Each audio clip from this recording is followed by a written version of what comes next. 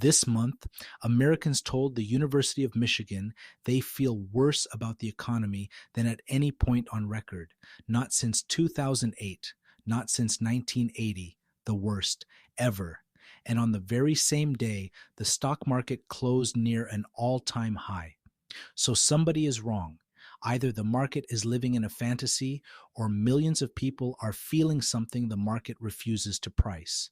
Let's put it on the stand. This is the University of Michigan Consumer Sentiment Index going back to the 1950s. Higher means people feel good about their finances. Lower means they don't. You can see the recessions, the dips in the 70s, in 2008, in 2020, and here is today, 44.8, below the 2008 financial crisis, below the 1980 gas lines and stagflation, the lowest reading in over 70 years of asking.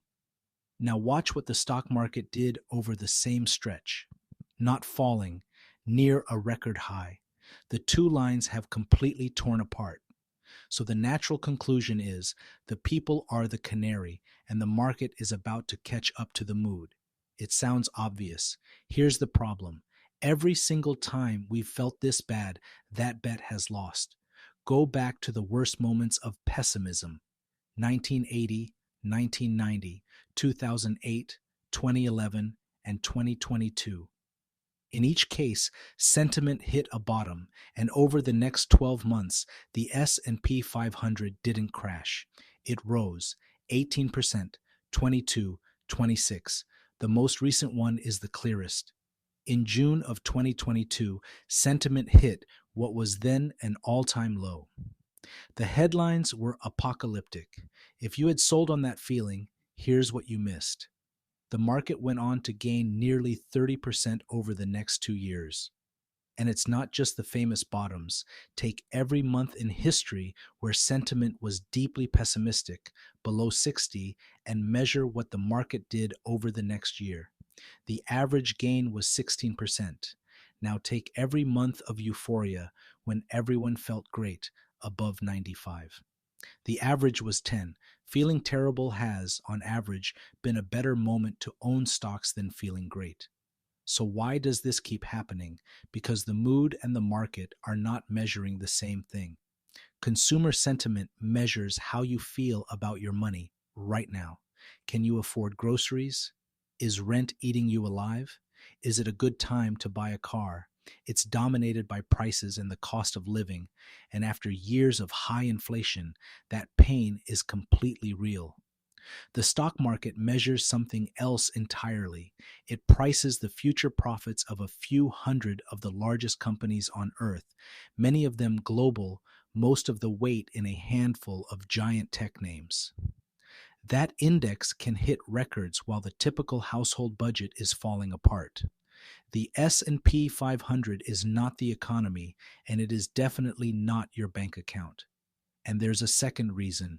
Extreme fear tends to show up at bottoms, not tops. By the time everyone feels this bad, the selling has usually already happened. That's why record pessimism has so often marked the beginning of a recovery, not a warning of a fall. Now, let me be honest about the limits, because this cuts both ways.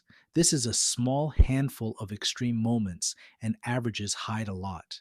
Sentiment does track the real economy, spending, jobs. It's just a poor market timing tool.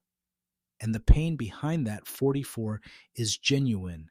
Real wages, housing, the cost of a normal life. Low sentiment is telling you something true about people. It's just not telling you what the market will do next. So here's the verdict on the evidence. The claim was that record low mood means the market is about to break. History says the opposite. Extreme pessimism has, again and again, been closer to a bottom than a top. The market isn't ignoring you. It's measuring a different thing than your feelings, and your feelings as a market timing signal have been remarkably good at being wrong. Not a reason to buy anything, not a reason to sell anything, just a reason to stop treating the mood as a forecast. This is educational, not financial advice. Do your own research. I'm Cash on Trial, where we put the claim on the stand and let the data decide.